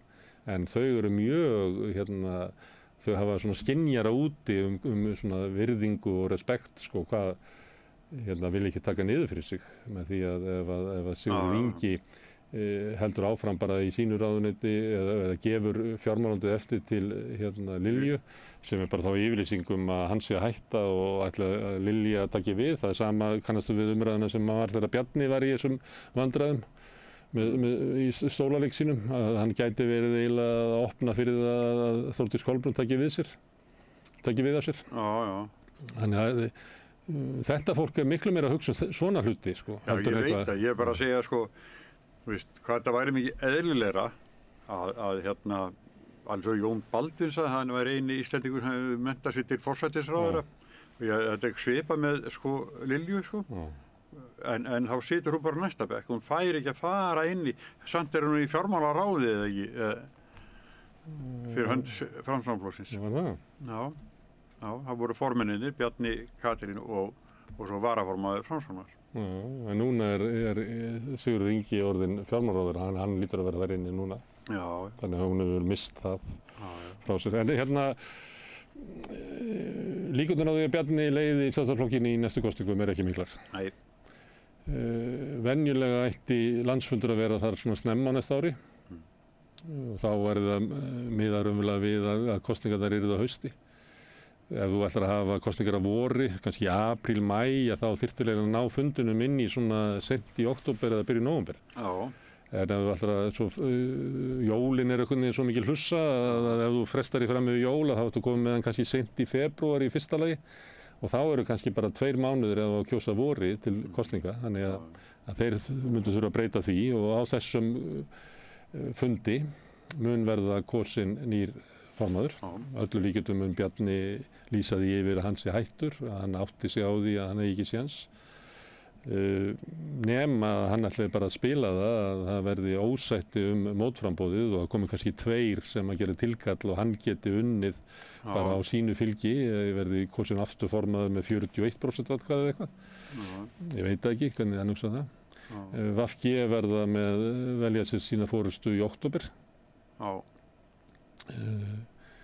Ég einn af þeim sem að því að svo margir sem einhvern veginn gangi út frá þessum vísu að Svandís taki við þá hef ég verið á því að það verði ekki. Og ég meta bara þannig að þetta verkefni að tjasla saman VG og ná að snúa því við sé bara svo langt. Uppskeran kannski eftir 8 ára eða eitthvað. Að ég held að og mér finnst það líka þegar hún var maður hlusta svona aðeins á svona driftina í fólki, þegar hún var að tala hana held ég við RÚV svona verið að klára verkefnin og svoleiðis að þá fannst mér að hljóma bara eins og ráðherra sem ætlar að sitja bara út. Það víst eitthvað sem var að benda á það að margir af þessum ráðherrum núna að detta upp eitthvað þrep í eftirlaunum. Þannig að þeir hafa margir mjög mikið persónulegan hag af því að teygja ríkisstjórnin eitthvað fram yfir maí eða eitthvað, því man ekki hver niðurstaðan var. Þannig að mér fannst hún hljóma bara þannig. Þannig að mér finnst þess að Guðmundur, hann hefur komið hingað, Guðmundur Ingi, og mér finnst hann alltaf hljóma eins og þetta sé eitthvað sem hann langar. Sem hann langar? Já, mér finnst það. Að vera formaður? Já, ég held það. Mér finnst hann líka, hann svona annar staðar í aldri og hann svona annar staðar í svona bara ferðalagi með þessari hreyfingu og mér finnst svona það bara minna fyrir aftanan og meira fyrir framann, þannig að ég met það líka eitthvað þannig. En það var náttúrulega langbest fyrir VG ef þau næðu að endurnýja flokkinn og kemur bara með nýja forystu. Já, held ég. Ég held að það sé ekki snjallt fyrir VG að fara með eitthvað ráðherrann sem að segir að við erum búin að vera hérna í 8 ári í þessar ríkisstjórn, en raunverulega ætlum við að gera eitthvað allt annað. Ég bara held ekki. Sigurður Ingi, hann var kjörinn formaður á landsfundi sem að þeir voru með snemma þessu árið ekki? Jú. Og næsti landsfundur örugglega eftir kosningar. Þannig að þar var eiginlega verið að kjósa svona óbeint. Hann ótvíræður foringi þarna. Er það? Nei, ég veit. En þau hljóta að vera eitthvað svona býtu, eðlilegt að við höfum aldrei mælst með minna fylgi. Já. Er þá ekki eitthvað, þú nefndi Jón Baldvin sem var nú frekt að hafa sagt að ef að skipstjórinn aflar ekki þá verður það að skipta skipstjóra. Já, og nýjan kalli í brúna. Já. Þegar ég sagði þetta bara var ég búin að gleyma þess að þeir eru með 6% eða rúmlega 6% fylgi. Ég held að mér ótvíræður. Ég veit það ekki. Nei. Og það svo sagt alltaf að Framsókn getur alltaf dregið eitthvað upp úr hatti sínum. Já. En það nú ekki alveg þannig. Það ekki eins og Framsókn hafa unnið allar kosningar. Nei, þeir tölu áðan aðeins barnamálaráðherrann og skólamálin. Þá datt mér í hug þeir eru búin að fylgjast með þessum fréttum, datt mér í hug það sem að þú segir stundum hann þáði stöðun en ekki starfið. Hann ráðherra, en hann með einhverja áriðandi skýrslu sem hann skýlar ekki, þú kom meirinn ár síðan átt að gera það. Já, mér finnst þetta, ég myndi ekki segja þetta Ásmund Einar. Ég held að Ásmundur Einar, það eins og hann kom inn í einhver ráðuneyti og sé með einhverja svona hugmynd það hvað ætlar að ná út úr því. Hann náði með því að gera sig að barnamálaráðherra, þá náði hann svona lagabreitingum sem ættu að geta orðið grunnur þess að það yrði svona tekið heildstæðara á málum krakka sem er einhvern veginn á jaðrinum eða er að búa við vondar aðstæður eða er að glíma við eitthvað vanda. Þannig að mér fannst hann vera enda vann sömuleyti Framsóknarflokkurinn kosningarnar á hans starfi. Það var alltaf, já, við ætlum að gera svipað og var gert í barnamálaráðuneytinu, sagði hann Sigurður Ingi ætla að gera í innviðaráðuneytinu sem var svo ekkert úr. En það var svona... Já, ég veit það. Og það var að því að hann var raunverulega, hann ætlaði eins og hann hafi hort á það. Hvað get ég náð út úr þessu, hverju get ég komið í gegn? Að taka stöðuna sá sem bara alltaf að halda einhverja hátíðaræður og bara svífur ofan á og ekkert að leggja mark sitt á málaflokkinn sem að ég held að eigi við marga þessu ráðurum. Já, þá ætla ég vitna í hinn ágæta Davíð Oddsson. Hann sagði að flestir ráðherrar verða mjög snemma húsvanir. Já. Og við skiljum það þannig að embættismennirnir nái að kæfa ráðherrann. Já, ef að ráðherrann kemur ekki með einhverja svona mission inn í ráðuneytið og veit hvað hann ætlar sér og veit að hann þarf að beita sér svolítið gegn þeim sem eru fyrir. Innanhús. Já, hann þarf að breyta stefnunni. Að þá er hann mjög fljótlega étinn upp af og verður eins og margir ráðherrar eru, eiginlega svona eins og blaðafulltrúar ráðuneytisins. Koma að heyra það á stundum, þeir eru að verja einhverja stefnu sem maður bara heyrir á þeim. Að þeir hafi ekki, þetta er ekki þeirra stefna, eða eitthvað sem að þeir vilja endilega, þeir bara... Þeir erindi sem þeim sent. Lesa spjöldum, það Davíð notaði alltaf að Joe Biden læsi alltaf ræðuna sína spjöldum. Það var einhver aðri sem að stýrðu. Já, einmitt, Ég held að Guðlaugur Þór ætlar að gera eitthvað við sitt ráðuneyti, mér finnst það. Hann ætlar að ná fram einhverju breytingum. Ásmundur Einar var allavega þannig þegar hann var barnamálaráðherra ég held að hann kemur til okkar eftir viku að ræða skólamálin og þessa stöðu þannig að við getum farið yfir það. Mér fannst sem að Svandís svona leit út fyrir hún ætla að gera einhverja heildstæða endurskoðun á kvótakerfinu. Svo fættist bara lítil mús út úr því, kom ekki neitt, en þetta var eiginlega bara... Sópað út bara? Já, eða var bara í svona samráði við svokallaða hagaðila, Sama með frumvarpið lagareldi, það sem var inn í því að veita fyrirtækjunum ævarandi aðstöðu í fjörðunum og öðru slíku. Þetta er bara eitthvað svona stefna sem bara vellur út úr einhverju kerfi þar sem að ráðuneytin eru alltaf með þessa hagaðila eða þá sem hafa peningalega hagsmuni að þessu að móta einhverju svona stefnu. Þannig ég veit að það er ekki margir ráðherrar sem eru með eitthvað svona afgerandi.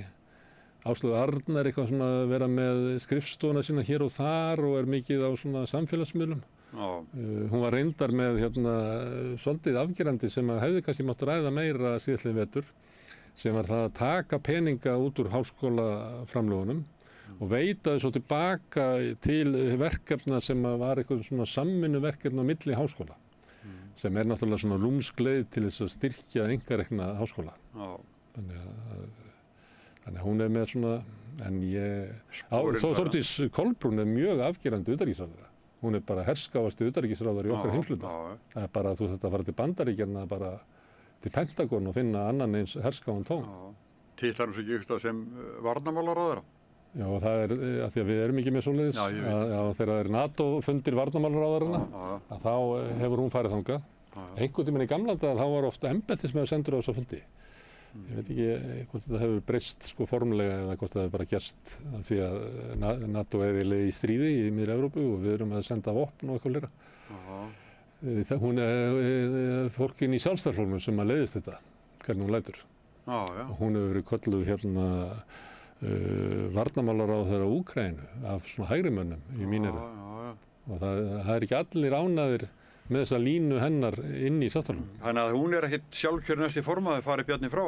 Mér hefur einhvern veginn ekki fundist það. En ég er ekki einvíður og einmúraður inn í Sjálfstæðisflokkinn. En ég held að hún er svona stjórnmálamaður sem að talandi stéttir láta meira með heldur en að sé að hún njóti stuðnings inn í flokknum. Við höldum að fara með þetta í næstu viku.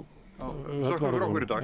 Og áður en að við kveðjum ætla ég bara að minna á að samstöðin er tilraunaverkefni sem að við erum að þróa áfram hérna sem erum að búa til þætti, bæði hérna megin vélarinnar og hinum megin. Í dag var það Pétur Fjellsteð sem að tók upp og sendi út og svo gestana sem að hinga að koma og við þökkum kærlega fyrir komuna og ykkar sem að leggja við hlustir og horfið að þið búið til fjölmiðla efni út úr þessu samtali okkar og þið getið verið virkari þátttakendur með því að benda vinum og vandamönnum á efni sem ykkur líkar.